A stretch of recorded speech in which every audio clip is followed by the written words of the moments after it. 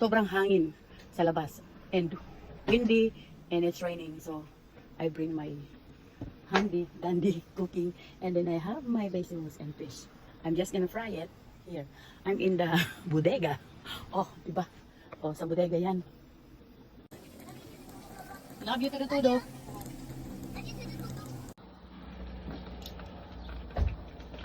Sangguni mo sa langit. Aba, tumigil ang ulan, pero mahangin, eh nakapatay ang kalan. Nato-turn off pala, bawal yon. So ito, piprituhin ko lang yung aking gulay at piprituhin ko rin yung aking tilapia at ako kakain ng masarap. Umalis na yung mga anak ko. Sinasama ako, hindi ako sumama. Mahangin, hindi naman siya malamig, maganda ang panahon, pero mahangin, tapos mamaya uulan. Kaya ako magluto na lang ng aking pagkain. Solve pa ako nito mamaya. Ayan na, yung aking gulay ay luto lahat ang aking beef tilapia. So nakikita niyo, gumagawa lang ako ng katungan para ako makapagluto dito sa bodega.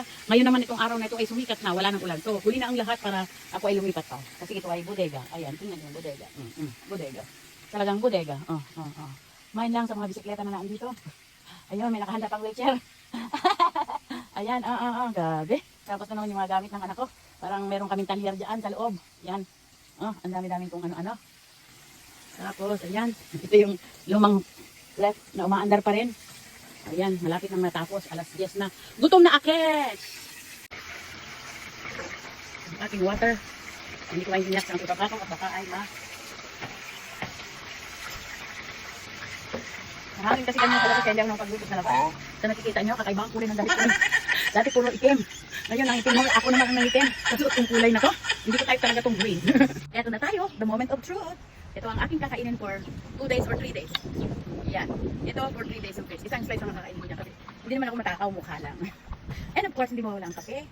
Niluto ko pa ito sa loob ng bodega kasi hindi ako makapagluto dito sa labas dahil sobrang hangin at umuulan kanina. So ito na ang katutukan ng aking stay here. Ng aking rice. At ako'y makakal ng totoo.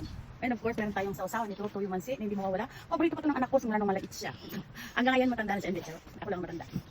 So ayan.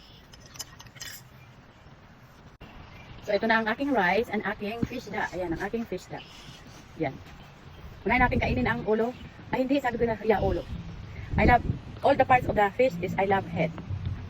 Ulo lang. Pero pag manok, paa. Pag baka, yung pigi. Sarap.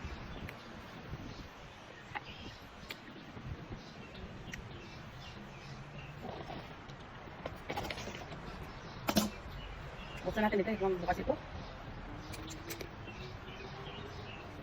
Paborito ito ng anak ko, kaya pag pupunta kami sa Asia, lagi mayroon ito. Sprinkle it in the rice. This has a sweet calamansi. So, kain na tayo guys. This fish is good for 3 days. But this vegetable, I eat it once.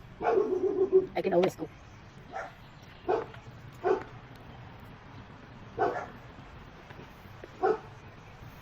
This is bitter gourd.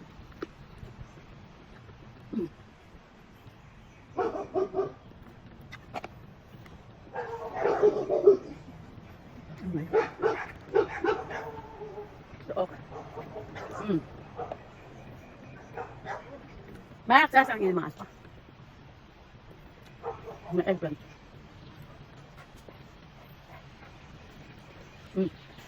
I hope you enjoyed this video. Please like and share.